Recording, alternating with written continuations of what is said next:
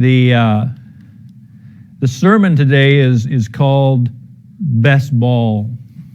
I'll explain why in a little bit.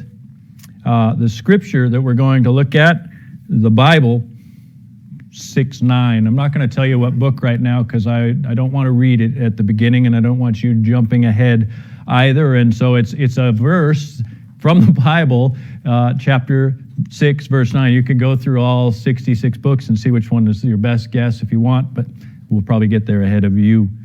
I don't know if you're a golfer. I get asked every once in a while if I'm a golfer, and my answer to that is, do you mean, am I a good golfer or do I golf? I am not a good golfer. I occasionally golf. I got an opportunity to golf with my friend Harry, who's sitting over here. I did not ask his permission to talk about this, so if all of our technology collapses in the next few seconds, we know who's at fault. But I put this picture up actually because I really like this picture of Harry.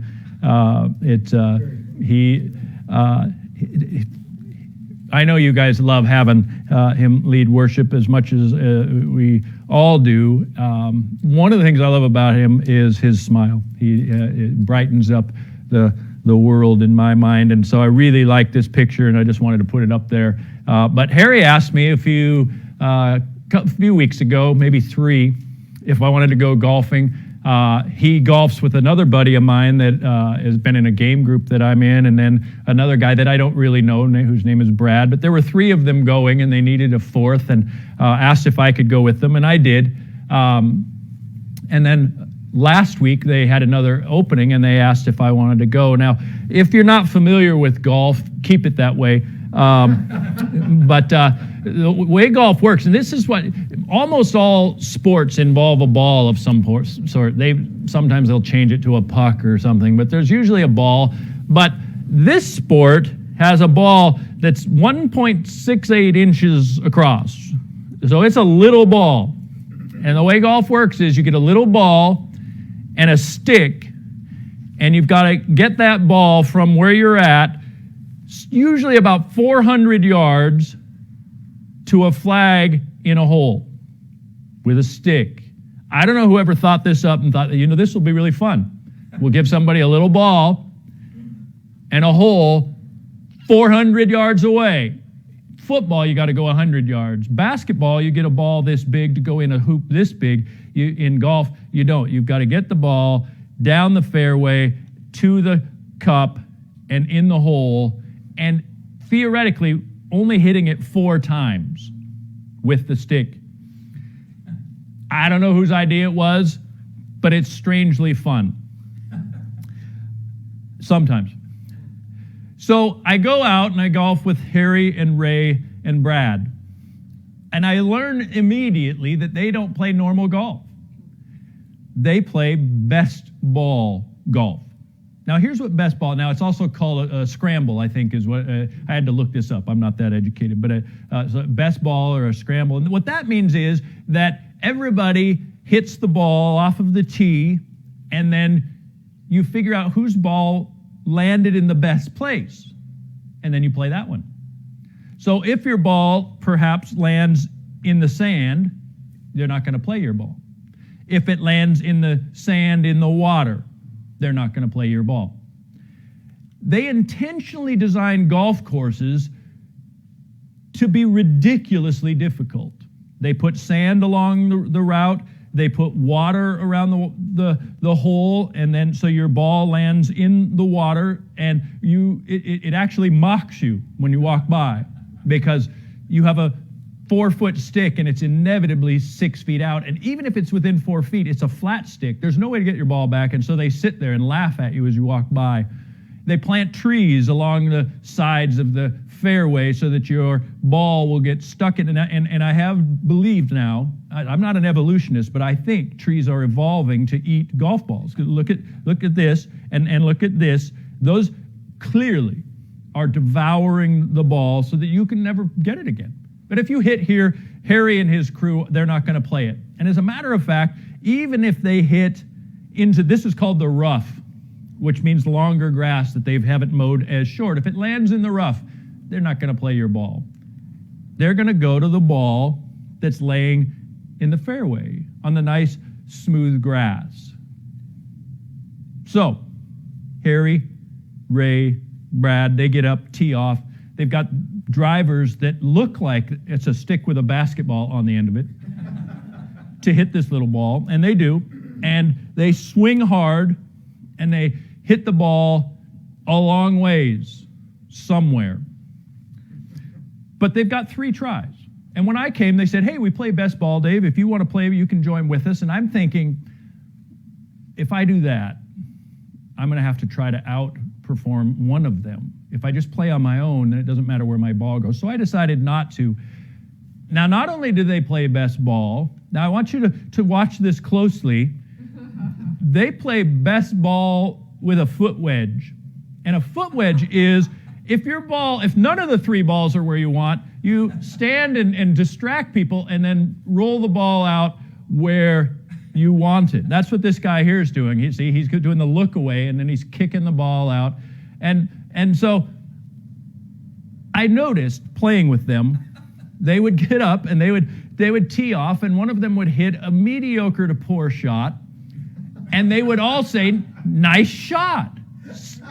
So my friend Ray would get up, he'd hit the ball, and it would go down the side of the fairway and tail off into the trees, and they would be like, nice shot, Ray. They call him Jim, but that doesn't matter. And then Brad would get up, and he would swing as hard as he could, and then it would go really far and really to the right, and they would go, nice shot. And then Harry would get up, and after a while, I started going, guys, why are you saying nice shot on these shots? They're not. And Harry gave me a good answer. He said, golf is hard enough on its own. Why should we make it harder by saying something bad about their shot? Which was a good point. I'm the pastor there, and I'm the guy who's supposed to be encouraging people, but I said, before he had made that comment, I said, let me give you an example. Ray got up and he hit a terrible dribbler down the left side. It was an awful shot, and you knew it, and he knew it, and before it ever stopped, you guys were saying, nice shot. And I felt like that makes it not mean anything when you say nice shot. I want you to say nice shot when I hit one. Now, part of the problem was I hadn't hit one, so they didn't have a chance to say nice shot to me. But they still would say it, even though they, A, weren't going to play my ball because it wasn't the best ball, B, it was a bad shot, and C, I hadn't learned what it meant to play golf with these guys. Here's why I tell you this, and this is why I make the sermon title, Best Ball. They've got it right. They have turned a sport that I've played for 25 years with great frustration, because I would play with my dad, and my dad was a perfectionist, and he would I'd get up to make a shot, and he would tell me what to do before I'd do it, and then there's no chance I could do it. And so golf was a frustrating game. They made it a team sport. They made it a sport where everybody was working together, where everybody's desire was that somebody hit a good shot, and it didn't matter who, as long as one of them did. And so then it didn't matter if one of the shots was mediocre-ish, it was still a fine shot because they were involved in the team. And I don't know, if you're a golf purist, so Adam, I'm talking to you, but if you're there and thinking, well, that's not really golf, you should golf with these guys. Because here's what I have noticed in just a couple of rounds. They're a community. They travel together. They go and pick the balls up, and they end up in the same place together for each shot. They make their shot off the tee. They go pick up the not as good shots and go to the best one. They make a shot from there. They go get their balls and meet. And so it's a community, collective experiment in encouragement. And Harry's sitting over there. He didn't know I was going to say this, but I was very much impressed and pleased to be involved. Now, here's why I say this. If you think about it, we've been doing church for 3 months. not doing church if you go off of the old mental model. I was talking to another pastor in the area, and he said, hey, how's it going with your church? Now, I had overheard him having a conversation, and I think he was expecting an answer sort of like this. So he asked, hey, how's it going with your church? And based on sort of other experiences, I think he was thinking I was going to go, yeah, we're kind of getting by. We're stumbling our way along, and we're underwater, but I'm going to say all guns forward. If you have not been in the Zoom groups, this quote may not mean anything to you, but Francis Chan, in the first Zoom group video that we looked at, Francis Chan made a question or a comment.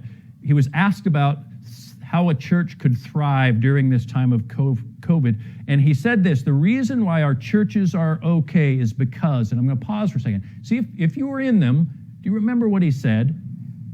And if you don't, can you guess what he's going to say? Here was his answer. He said, the reason why our churches are okay is because we were already family before. Before any of this started, we had already done the work.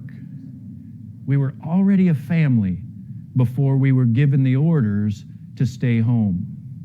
And what I appreciated about that, he went on to say, well, God will still give you the tools if you're not. But when he said this is why I put this video in for us, is I immediately thought of our church body, of the relationships and the connections and the hugs and the compassion and the investment in each other's lives and the willingness to serve. And I could go on and on about what makes this true for our church, that we were already a family beforehand. And so I speak on behalf of God in terms of preaching very often, almost weekly, but I don't often make a statement that I believe is directly from God, but I believe this is. He replied, well done, good and faithful servant. And I felt like he said that, not to the pastors of this church, but to the body of this church. That you, unknowing almost in a sense, prepared yourselves for this time because of the investment that you've had in this body. That you, ahead of time, not knowing this time was coming, not knowing we'd be 12 weeks in with maybe another 12 weeks to go, we don't know, that you bought into the family. Now, I can't say that I don't know who's listening and who's not. But I do know if you're listening, you're listening. You're here. You've made the effort to continue to connect with us, to continue to connect with your church family. I go on and I don't check every name list every time to find out who's not. I do check because I want to know if anybody is either struggling to get online or anything like that. But here's what I have found is that we have well over 100 people every Sunday that watch. Your number up in the corner might be 38 or 40, I don't know, 42. I can't see it. But one of those numbers is the Bowler family. So we're up to 80 now. One of those numbers is the Carltons, and there's two there, and I could go on and on because I do know who's here most always. And most of those people are watching Tuesday morning. They may not be able to be online Tuesday morning, and they're watching Thursday night. They may not be able to be online right at 7 o'clock Thursday night, but they come in later. And just here's to be honest, when I'm doing Thursday nights, and just before I walk around and sit down in the chair, the screen is up and it says up in the corner how many are watching. And there was a moment where I saw, and there were like 14. And I felt disheartened until I got around and sat down and I remembered, I love having the community connected right there on the spot. But I remembered that the previous week was the same way, and that by the time this week came around, that number was up to 75 or 80 or 85. I'm not keeping score.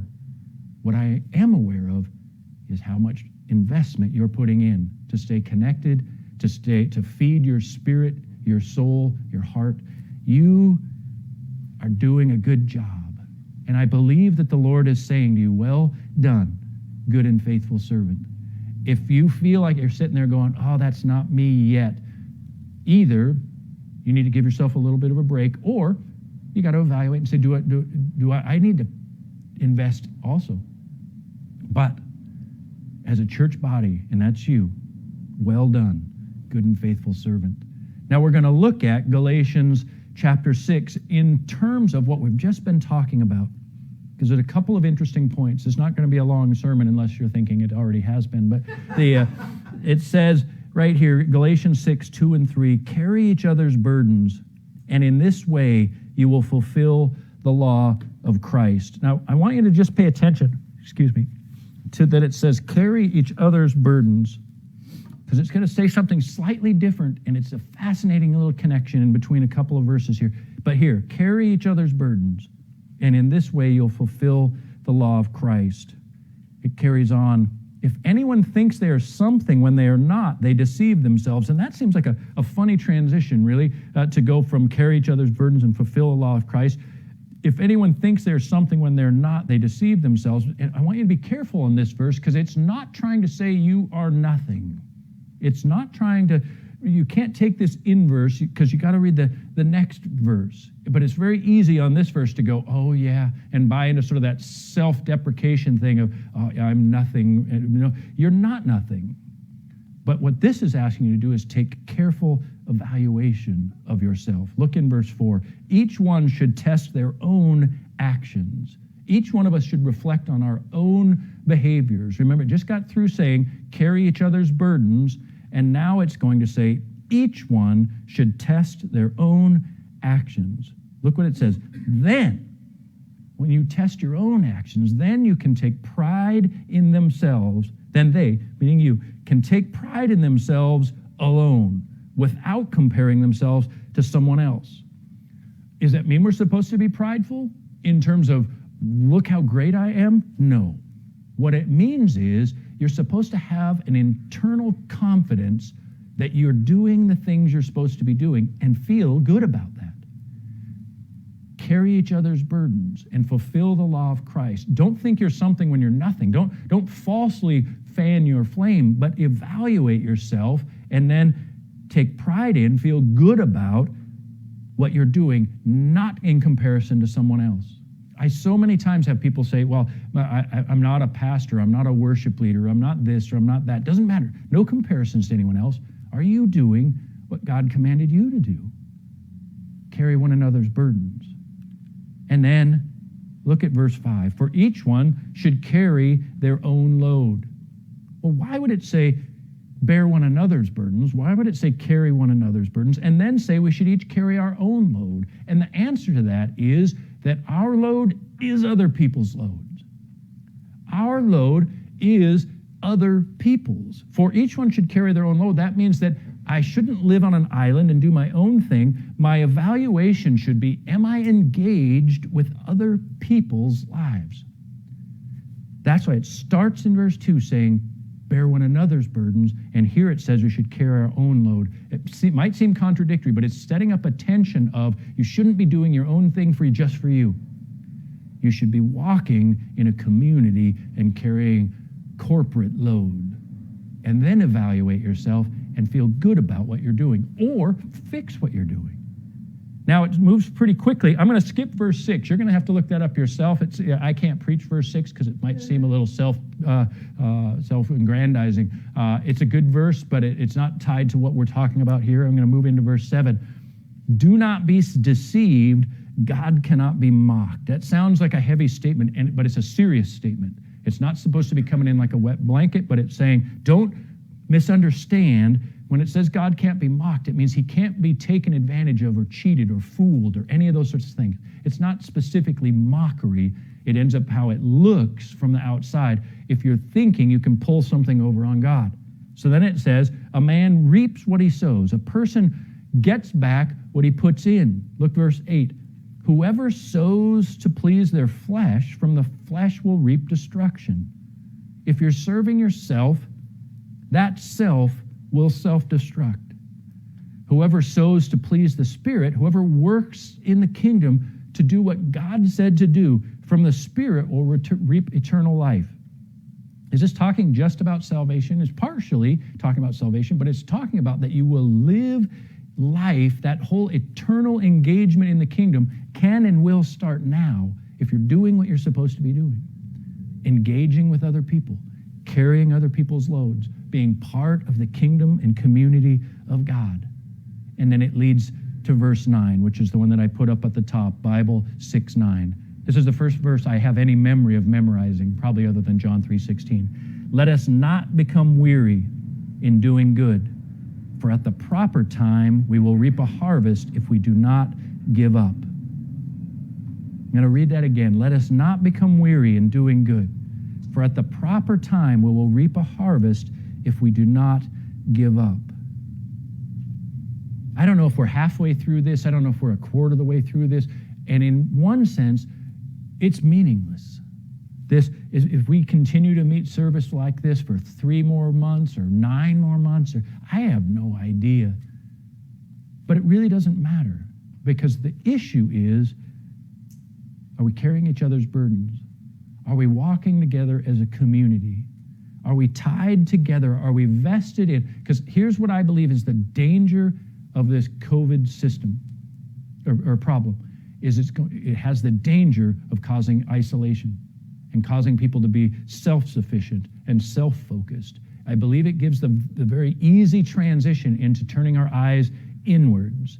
And even in terms of the things that are going on with the riots and things, when we get pushed into a small little world and we start to get angry about the things that are going on outside, and we start to participate in the viral nastiness that goes on social media, we become self-centered. We forget what Jesus taught us, and we stop doing what we need to be doing. That's the danger, I believe, of this thing. If we do this right, and I believe we have been, if we do this right, we could do this forever. I'm not saying we're gonna, but we could. If we do this right, we could do this forever. We won't, but we could, and we want to be prepared to.